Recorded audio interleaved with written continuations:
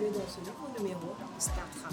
Nous sommes dans la ville de Douala, particulièrement dans le quartier de Poto, où nous sommes à la recherche d'un de nos invités. Il nous a été indiqué qu'il habite ici. Il ne sait pas que l'équipe de StarTrap sera chez lui. Alors venez avec moi découvrir de qui il s'agit.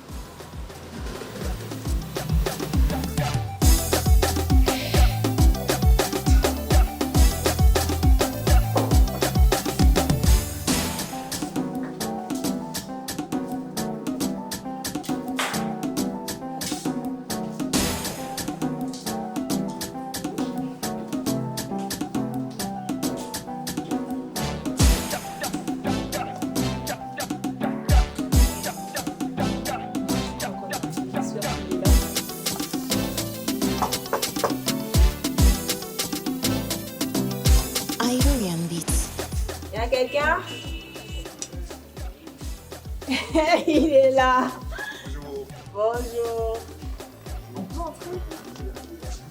Oui, Alors les trappeurs, nous sommes chez Samuel Land et il va nous faire visiter son petit chez lui. Ok. Allons-y. Ivorian Beats.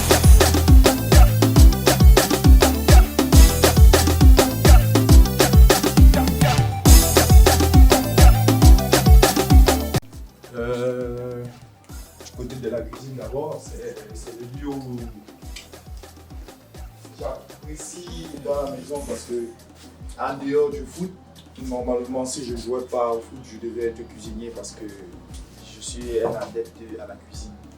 Donc tu sais cuisiner. Bien sûr, et super. Waouh. Tous les mets, que ce soit les mets traditionnels, que ce soit surtout la nourriture européenne, bon, je me bats comme je peux. Oh, c'est incroyable. Donc si tu n'avais pas été footballeur, tu aurais été maître cuisinier. Ouais. Ok, là c'est la cuisine. On va visiter une autre pièce.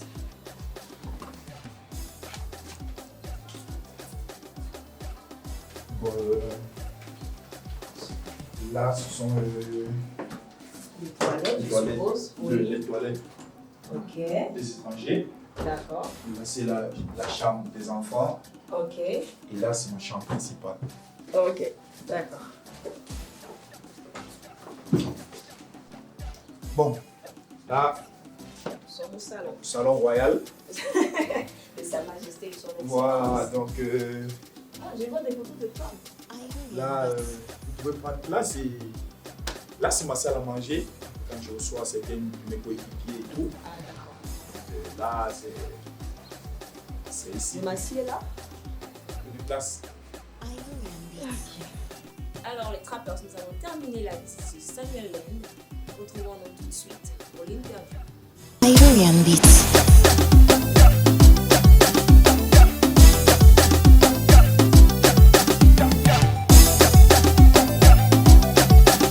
Alors, Samuel Land, merci une fois de plus de nous recevoir. Tu te sens bien ici? Je suis chez moi, donc après je vais bien me sentir, c'est normal C'est normal. que je me sente bien. Tu vis seul, marié, des enfants.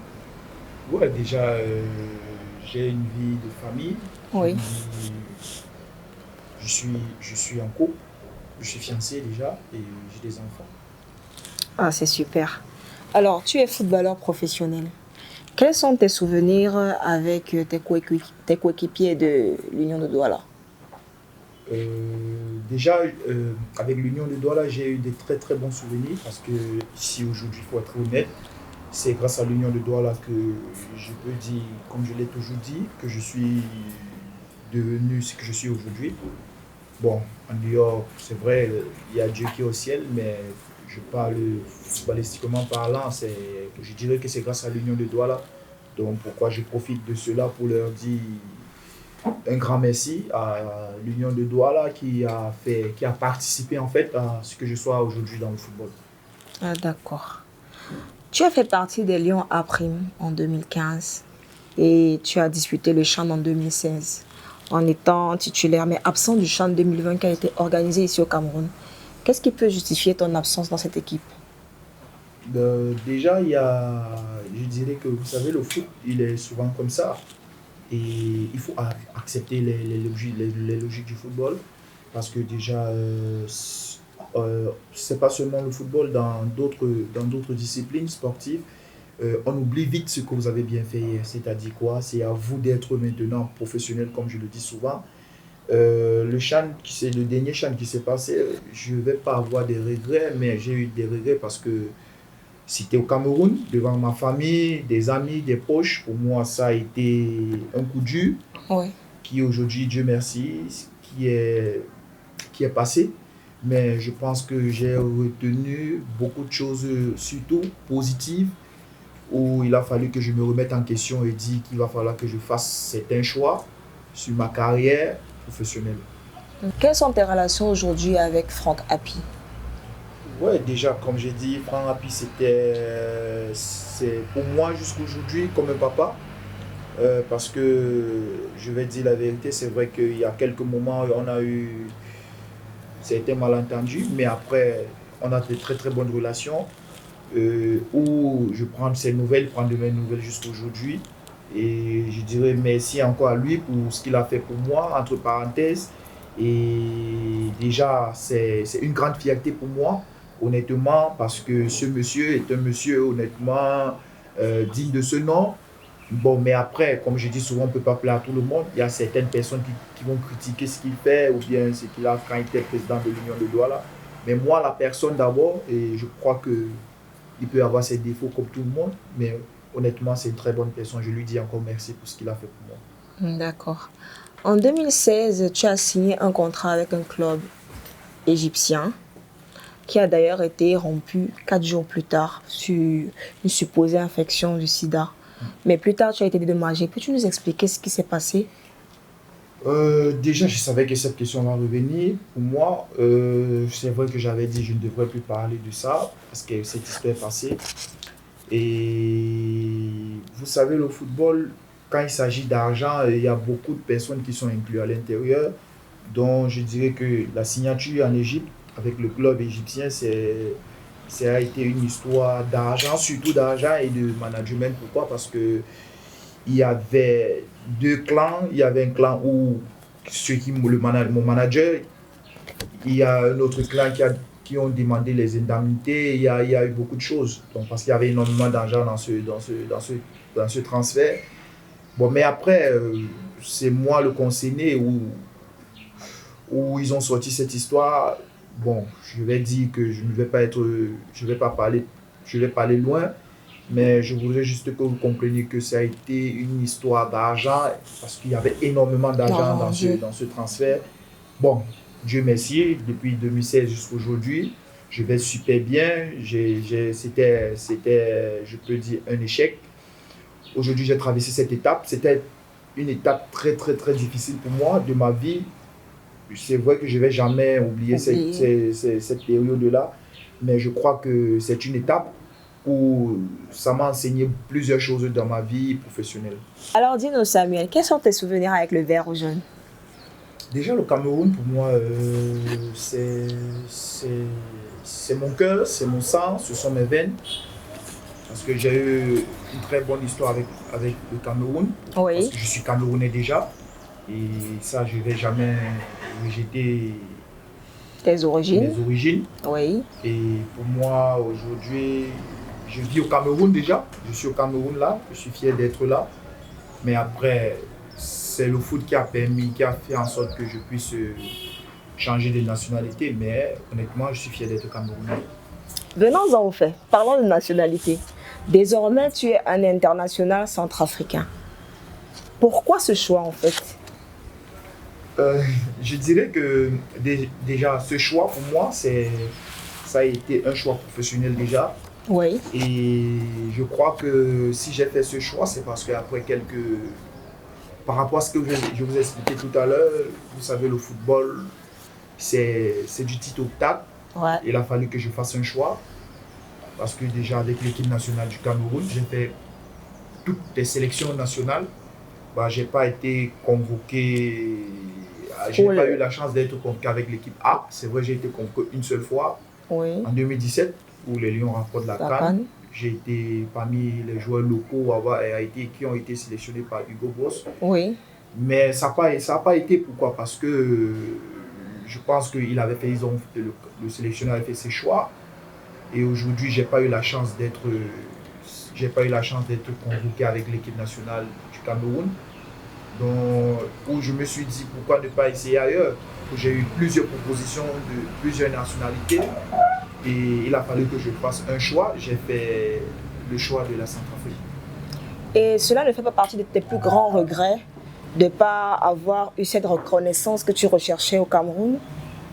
Regret, non, mais moi j'aurais souhaité vraiment porter Le maillot du Cameroun qui est le vert ou jaune. Ça serait pour moi une grande fierté parce que honnêtement, si vous êtes footballeur camerounais et que vous ne portez pas les couleurs de votre pays, vous avez l'impression de manquer quelque chose. Voilà. Donc pour moi, j'ai eu ce manque. C'est comme un enfant qui ne connaît pas sa mère. Donc pour moi, ça a été comme si je n'avais pas de la valeur. Vu que quand vous êtes en club et que les autres joueurs vont en sélection, vous restez. C'est comme si vous n'avez pas de la valeur. Si le club vous donne de la valeur, et que peut-être. Donc moi, il fallait que je fasse un choix. C'est vrai, aujourd'hui, j'ai assumé mon choix. Et ce choix que tu as fait en République centrafricaine, est-ce que tu pourrais dire que tu te sens mieux là-bas? Ouais, déjà, honnêtement, je vais vous dire une vérité. J'ai été accueilli comme un roi.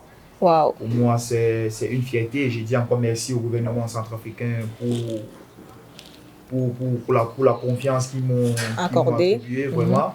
Parce que c'était pas facile, déjà, d'intégrer l'équipe nationale. Parce qu'il y avait vraiment des footballeurs professionnels et reconnus, comme le capitaine Geoffrey Kondobia. Donc pour moi, l'intégration n'a pas été vraiment facile, mais au fur et à mesure du temps, tout s'est bien passé et j'ai intégré cette équipe nationale.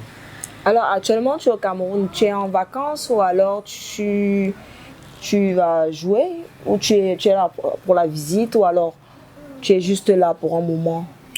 Déjà, c'est une période, comme je peux dire, c'est une période de mercato où mon équipe ils sont en train de travailler pour mon futur club. Déjà, oui. Je vais vous dire, je ne vais pas évoluer parce que beaucoup de personnes se posent des questions si je vais encore évoluer au championnat camerounais. Non. J'ai tourné cette page déjà. Un choix définitif. Bon, définitivement, on ne sait pas ce que la vie nous réserve. Mais après, pour le moment, c'est comme ça. C'est une décision que j'ai prise. Je me suis dit, ok, je vais regarder de l'autre côté parce qu'il va falloir au moins que... On a des charges et en jouant au Cameroun déjà, je pense que les responsabilités que nous avions ici ne pourront pas être équilibrées à vivre avec le fonctionnement du championnat camerounais en fait. C'est comme ça que moi j'ai vu la chose. Ah d'accord. Alors dis-nous, qu'est-ce que tu as eu en RCA que tu n'as pas pu avoir au Cameroun? Déjà, l'équipe nationale. Déjà, oui. Oui, le gouvernement a été reconnaissant, le gouvernement centrafricain a été reconnaissant du travail que j'ai effectué je crois, en 4 matchs. Ils ont été joyeux. Oui. Ils ont été, comment dirais-je, ils ont été fiers de mon travail. Donc, c'est ce que le Cameroun, peut-être, je dirais que le Cameroun n'a pas su valoriser. Bon, après, c'est comme ça. Et quels sont tes objectifs à la sélection centrafricaine? De se qualifier pour la CAN. Honnêtement, là, nous sommes en train de préparer la prochaine CAN qui se jouera en Côte d'Ivoire. Là, nous avons déjà fait 2 sorties. Une sortie contre l'Angola où on a eu une défaite et le dernier match qu'on a joué contre le Ghana où on a fait match nul où j'ai marqué. Pour moi, c'était aussi une fierté. Oui. Alors, depuis le 11 décembre dernier, Samuel Eto'o, que tu connais très bien, est le président de la Fédération camerounaise de football, l'Africa Foot. Penses-tu que s'il avait été élu avant, tu n'aurais pas fait le choix de quitter ton pays pour un autre? Déjà fait le choix, comme je vous ai dit, les choix sont souvent personnels. Qu'il soit là ou pas, je crois que c'est le destin qui a décidé aussi. Donc je ne saurais quoi dire s'il était là avant. Peut-être s'il était là, je pourrais être sélectionné. Mais après, je ne saurais quoi dire par rapport à cette question. Mais pour moi, je suis fier de ce qu'il est en train de faire, de vouloir aider les jeunes Camerounais, ceux qui jouent au championnat local. Parce qu'honnêtement, j'ai joué aussi dans ce championnat, c'était hyper dur. Pourquoi? Que ce soit financièrement. Et je crois qu'aujourd'hui, les choses sont en train de s'améliorer, où il est en train de vouloir travailler sur les finances des footballeurs camerounais, pour moi, c'était le véritable problème qu'il y avait dans ce championnat. Donc tu penses que l'arrivée de Samuel Eto'o a quand même apporté un nouveau souffle dans le football camerounais? Honnêtement, oui. Pourquoi j'ai dit cela? Parce qu'il est en train de faire des choses qui sont en train de fonctionner. Mais après, il y a toujours des critiques à ce que vous faites. Si, comme je le dis toujours, si on ne critique pas ce que vous faites, c'est que vous ne faites pas un bon travail. Et c'est dans cette même lancée que je dis qu'il accepte les critiques que les Camerounais vont faire, ou bien que ce soit n'importe qui sur les réseaux sociaux, surtout sur les réseaux sociaux, parce que chacun est libre d'écrire ce qu'il veut sur un réseau social. Oui. Donc, pour moi, avant d'être président, il a été footballeur. Donc, il a plus, voilà, il a juste un équilibre, il sait où se placer pour bien diriger. Et moi, je dis encore que son travail vraiment puisse arriver loin pour que le football camerounais puisse avoir une très bonne image de l'autre côté. D'accord. En dehors du football, tu as d'autres activités? Déjà, en dehors du foot, oui, je fais aussi dans l'immobilier. Donc, Dieu merci, ma modeste vie que j'ai, comme je peux dire, entre parenthèses, j'ai d'autres activités que je fais. Mais en dehors du foot, j'aime, comme je vous ai dit au départ, je passe beaucoup mon temps, après les entraînements, c'est la cuisine.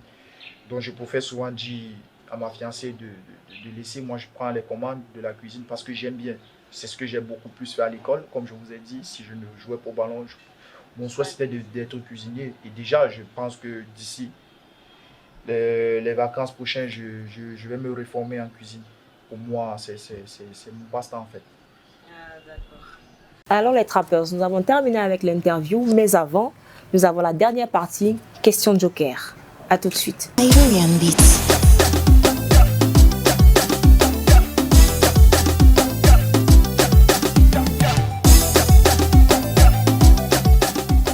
Alors Samuel, les questions joker, le principe est simple. Tu as droit à 3 questions et tu as le droit de ne pas répondre à une seule question. Donc choisis bien la question à laquelle tu ne vas pas répondre. Ok, la première question, entre le Cameroun et la Centrafrique, quel pays t'a le plus apporté dans ta carrière professionnelle? Le Cameroun. Le Cameroun. Donc c'est là, Ouais. inside. Le Cameroun, pas trop mal. Ok. Si on te demandait de choisir entre Zambo Anguissa et Clinton J,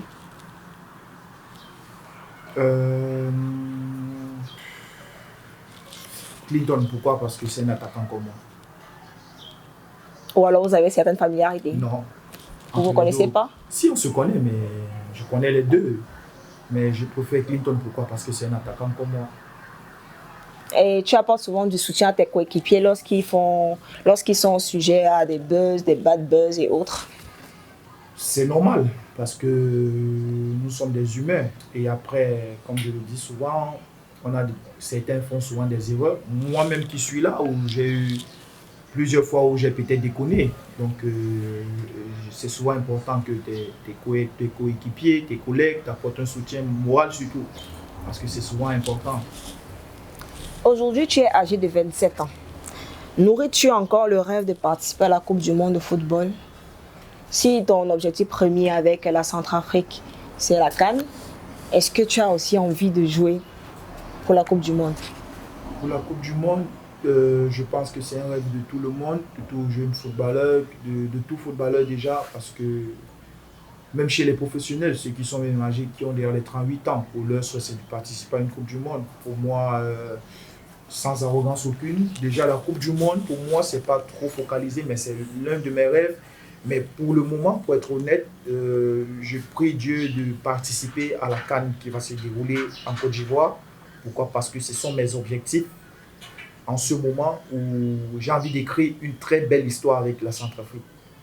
Et maintenant, le Cameroun est en train d'aller à la Coupe du Monde Qatar 2022.